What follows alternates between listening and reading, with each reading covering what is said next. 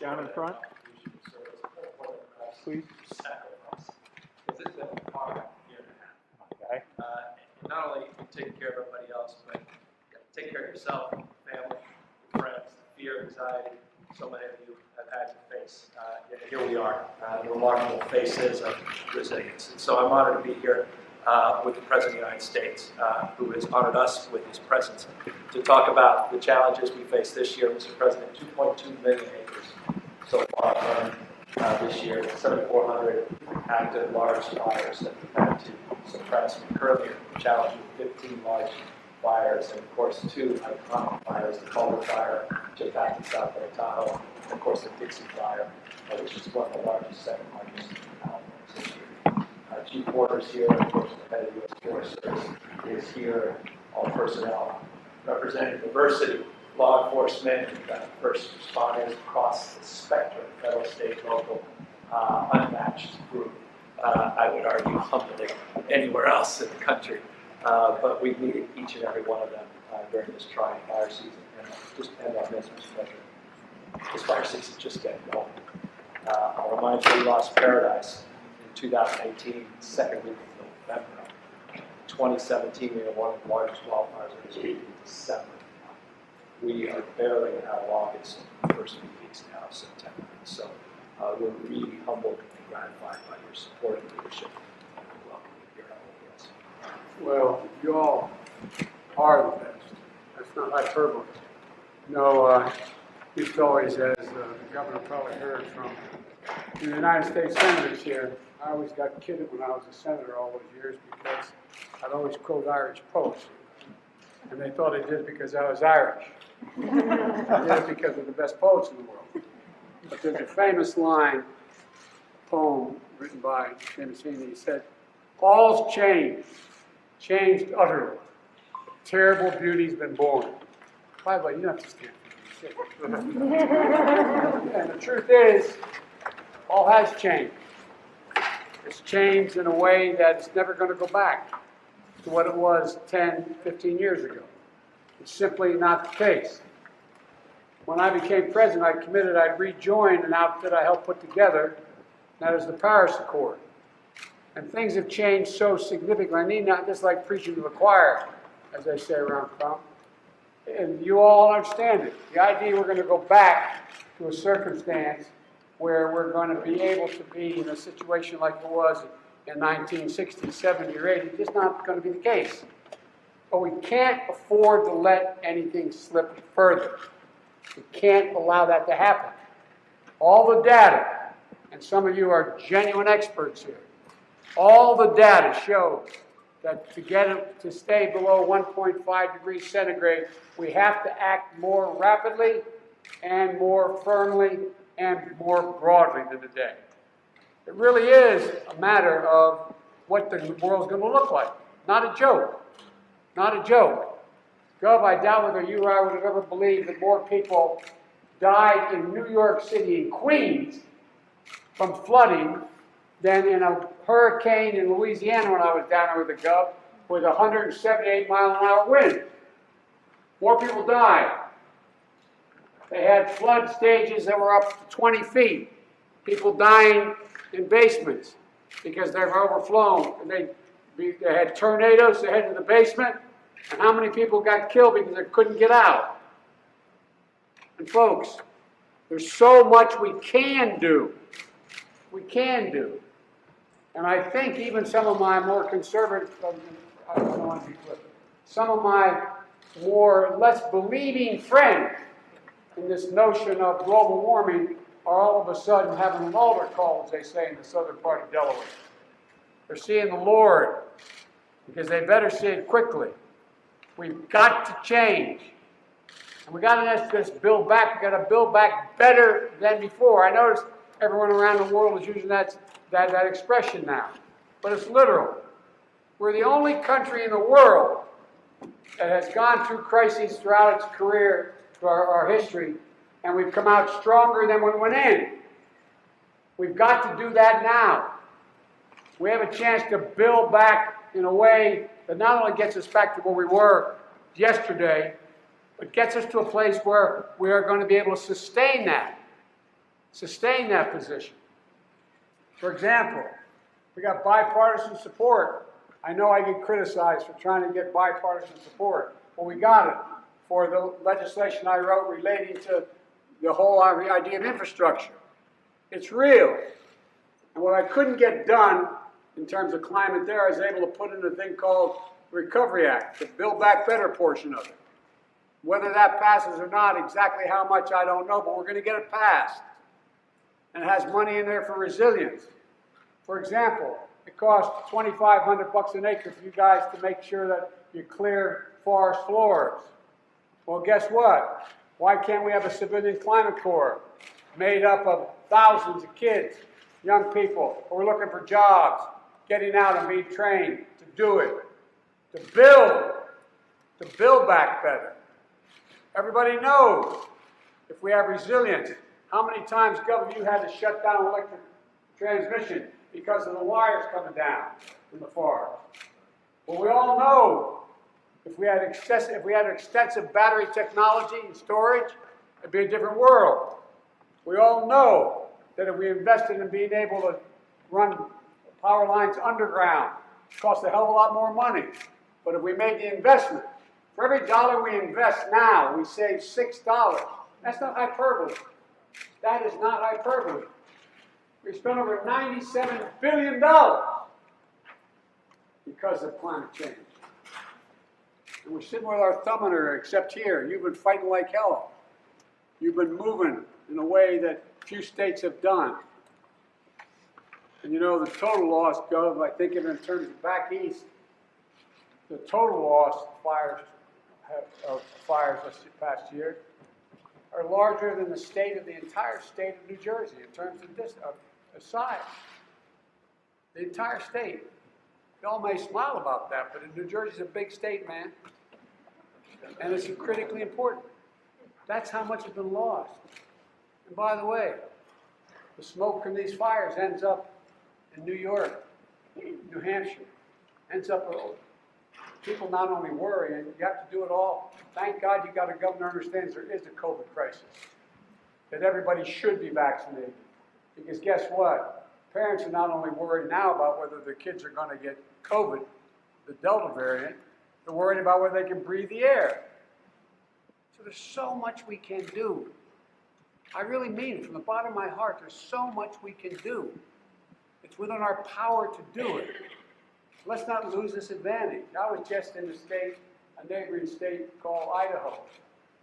Idaho, when I got elected as a 29-year-old senator, was a Republican state. I don't know what the hell happened. A Democratic state. Now it's a Republican state. Frank Church, C. Sanders, others were the leading Democrats. But the governor is complimentary of your governor, and that we had to have mandates for vaccinations. He's getting a little hell kicked out of him by the Republican college, I think. But that's what he's doing. So there's hope. There's hope. And by the way, FEMA has done such an incredible job across the board. Across the board. I was on the phone today with a guy who's not real crazy about me, the governor of Texas, offering him help for this incoming hurricane. Let him know. Let me know immediately what you need, when you need it. Don't wait. Don't wait. So folks, we have a chance. We have a chance because of the work you're doing to make some significant change. And literally, and now it sounds like hyperbole, save a generation. Not a joke. Not a joke. We don't stay below 1.5 degrees centigrade in terms of the earth warming. We're in deep trouble. And it's not reversible. It's not like you can go back and start over. Let's go back to go. You can't do it. So what you're doing matters. I think you all realize it, but if you don't realize it, you should. It's incredibly consequential. I just basically came to say thank you, thank you, thank you, thank you.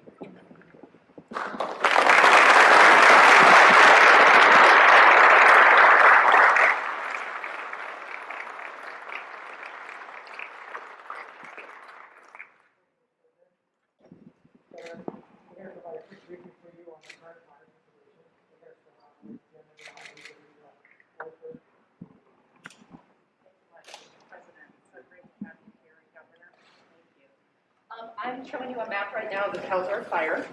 So just to orient you, this is where Grizzly Flats is at right here. Placerville is over here. And it goes all the way up here to South Lake Tahoe. Yeah, just to situate us so the president knows, give a sense of where are we? We're over there. Not too many miles away. No, not very far away. The ignition started right here out at Momo Ranch. Could you go to the next slide, please? So right down here is where it started. You can see that first 12 hours or so, we had initial attack. We were able to bring in crews, we had air tankers, we had helicopters that really worked on trying to contain that as much as possible.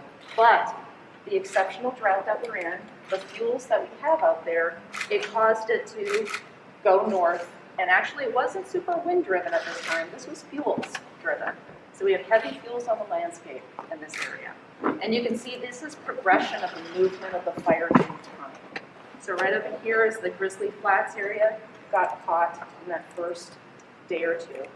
Up here is Slide Park, and then again, this is Highway 50, and you'll see we tried to contain it and keep it within that area. Got up into this area, moved over Christmas Valley, and then got into this, almost in the South Lake Tahoe area at that time. And I want to say that, you know, the work of all of our team, we have one team, one fire, one fight. So we're unified command with CAL FIRE. We have everybody from CAL OES and all the local jurisdictions helping us. We certainly have all of the work and effort of everybody's expressing it, but I also want to say, when you said we can do more, we can do more. And a lot of the fuels treatments that we did in this area of Slide Park and this area right up here in South Lake Tahoe was enough that you could reduce the flame level, that we were able to work directly on the fire and help save these communities and save these homes. This area, we did a lot of work. It allowed people to evacuate, Mr. President. Yes, there's absolute impacts, but it allowed people to evacuate. So being able to work with our partners, we have a shared stewardship agreement with the state. We have good neighbor authority. We are primed and ready to be able to do more, just as you had said. So we're seeing soil of 219,000 acres. They are about, and Chief Porter will talk a little bit more, I think about over 67% contained. Yes. These as of this morning, but remarkably good credit, and just reinforcing no fatalities. Remarkable job of evacuation. At peak, I think we're up close to about 53,000 people in the state of evacuated in some form. So it's just an extraordinary effort, and again, testament to this frame of partnership, this mutual. And not just mutual aid, but the unified command structure, which is just world class. I'm going to turn it over to Chief Porter. Thank you, Jen. Mr. President, thank you for coming and taking a look at this fire, but I want you to kind of get the whole scale of what's going on as well. While this is 225,000 acres, roughly, it's about 10% of what we have burning or has burned in the state thus far this year. And so, while this fire started relatively small in this area, and what Jen said is the normal wind pattern would have been night, day, night, day. It would have been a seesaw. We expected the fire to go this way or this way. Not this way. It went completely 90 degrees out of any kind of planned or normal path. And that's what's happening. Everything is so dry because of drought, because of climate change, and the forests are just bone dry. And so what happened is, as this all burned, all of this material went up in the atmosphere and it started falling. Unfortunately, it fell there and it carried the fire into Grizzly Flats. So that's what happened. These big waves happened, and then it burned very slowly for about a week. And then the winds came back, and it burned fast again. And then it slowed right in here. And then it burned. This is Kybers, is right up in here. And so this is Lake Tahoe. So then it burned from here all the way up through Twin Bridges and jumped from the rim here over one spot here and then took out all of that above South Lake Tahoe. It's not to be lost. Yep. There is this little jag here fuel reduction. Fuels work. Stopped the fire from taking out that part of that community. And then made us able to direct the fire up and around. Same thing as Jen mentioned here in the Slide Park area. And there are other areas throughout, including the Kirkwood area, that are part of that. Brian, can you go forward? So, for scale, Dixie Fire now. Dixie Fire, so Caldor is about the size of this piece of the Dixie Fire. This is all in addition to, so it's 960,000 acres, almost a 1,000,000 acre fire today. Again, fuels work. We saved this community of Chester and the economic base, the housing base on all sides of the lake. Saved. Westwood, saved. Susanville, saved. All good fuels work around all of those communities. We had Greenville happen. Greenville was in a really tough spot and had really bad fire behavior that drew fire through it.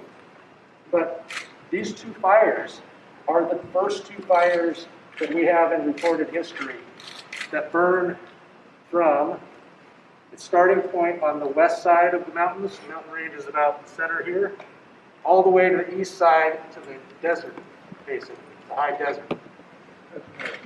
Yeah. Yeah, so Brian, if you go back, I just want to jump back real quick here. So Lake Tahoe, this break point right here, all the water on this side of these lakes drains to the Sacramento Valley. Everything there drains down into Reno. And that's the first time we've had fire do this as well. So these are the first two fires that have done that. In 11 months, including the time when this fire started and the Dixie was still burning, 6 of the 7 largest fires in our history burned within an 11-month period. It's incredible what climate change is doing to us. So with that, I think I will pass the attention to Don Ashby. Thank you, Mr. President, for coming. Thank you, Governor. Just a little bit about some of the damages we've been faced, that we Colorado County has faced. In the Grizzly Flat area, we lost, the whole community is essentially lost. We lost a school, we lost a fire station, we lost a post office, we lost about 440 homes in that area. About 25% of those people don't have homeowners insurance. So what are we going to do with those people? Thank you, thank you. And if you head up the Highway 50 corridor, we lost another 220 homes, estimated. And then one thing I want to reference, and Chief Porter hit on this jag here, I want to talk about this little gap right here, where it hopped over. That's the heroic efforts of our firefighters, from CAL FIRE, all the partner agencies throughout the nation, quite frankly. Those are all homes in that area. They saved So homes. this is the mountain ridge here. Mountain Ridge is probably right here. That's a valley. This is a valley, Okay. right on the bottom of that mountain ridge.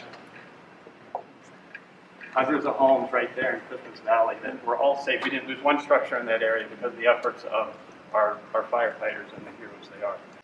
And then that's a testament of fuels management that allowed it to be controlled. You know that old expression, God made man, then he made a few firefighters. But there's truth to it, not a joke. We don't pay firefighters.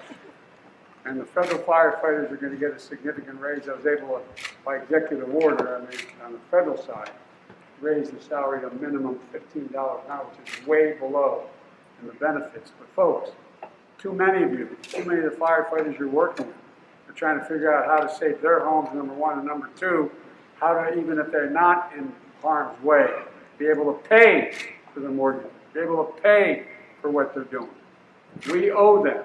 We owe them a whole hell of a lot more. I'm not just saying this. I've been involved with the fire service for the last 40 years. And I'm telling you, it's about time we need a wake-up call. I can't dictate and won't attempt to dictate what states can do or don't do. But federal firefighters are going to get rewarded in return. Hopefully that puts pressure on making sure firefighters across the board get this. I mean, I grew up in a neighborhood, a little steel town called Claymont, Delaware, where you became, and I went to a little Catholic school across from the fire hall. you became one of three things: a cop, a firefighter, or a priest. I wouldn't qualify for any one of them. But all kidding aside, these are the folks who, I mean, and these smoke jumpers. I mean, thank God we have some crazy people working. I'm serious. Think about it. I've been to some of these fires because I got involved with our fire companies. Have you ever been to a fire where there's a house fire, where there's a place, where these guys jumping into? I got a phone call one day, Gov. I was down doing Meet the Press on a Sunday. I commuted every day when I was a senator from Delaware to Washington and back, 260 miles a day. And I was rarely down there on a Sunday, but I was doing Meet the Press. I got a phone call. Lightning strike hit. I live on a little pond, a 10-acre pond that borders my property. Hit a conduit in the side of the hill. Went up underneath and set and fire the internal part of my house. So the air conditioning just was billowing out smoke. My fire company came, the smoke was so thick, not a joke. And you firefighters, you could not see into the house from the basement floor all the way to the third floor. Not a single thing. And my fire service went and they saved my wife, and she says saved the cat, and my 67 Corvette didn't burn. But all kidding aside, but these people do. And you all do is incredible. And hopefully when all this is moved in the right direction, we begin to reward, it's not any insult to law enforcement. But more firefighters are injured or died as a percent than police officers do. The police officers, I wouldn't take your job on a heartbeat. But here's the deal. You've got to start to let people know what you do for us, so we can get the kind of support we need to make sure we continue to have this capacity. Because we're going to wear people out. We're going to wear it out because it's not going to be over for a while. So anyway, I just want to say thank you to the firefighters and law enforcement.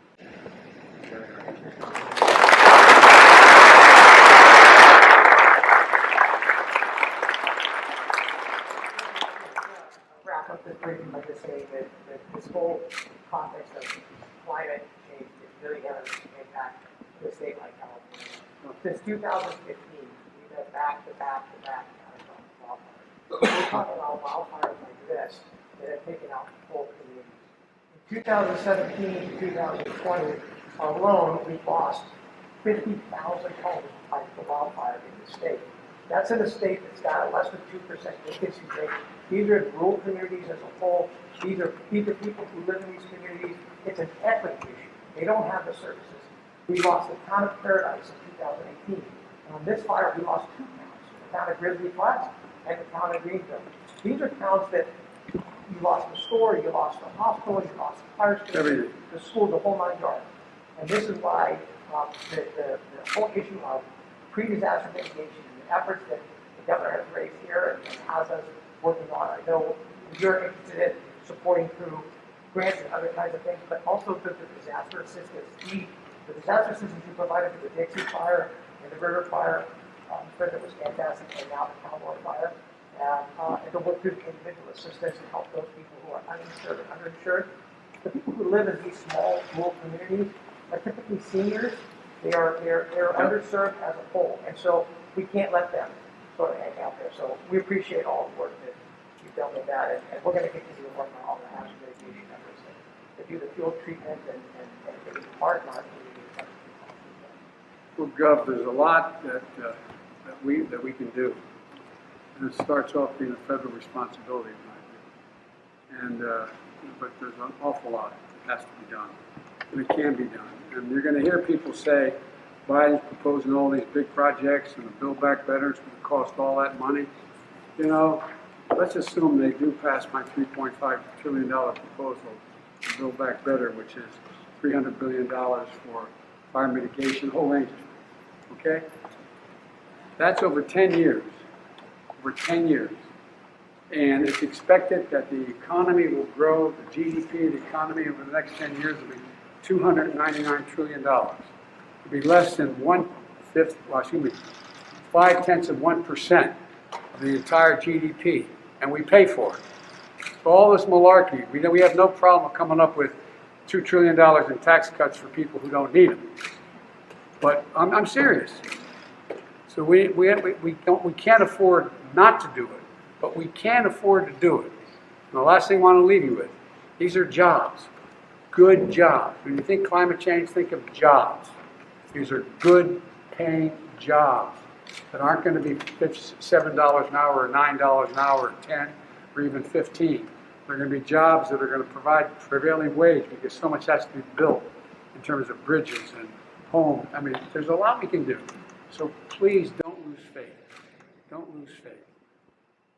Again, keep it up. Thank you.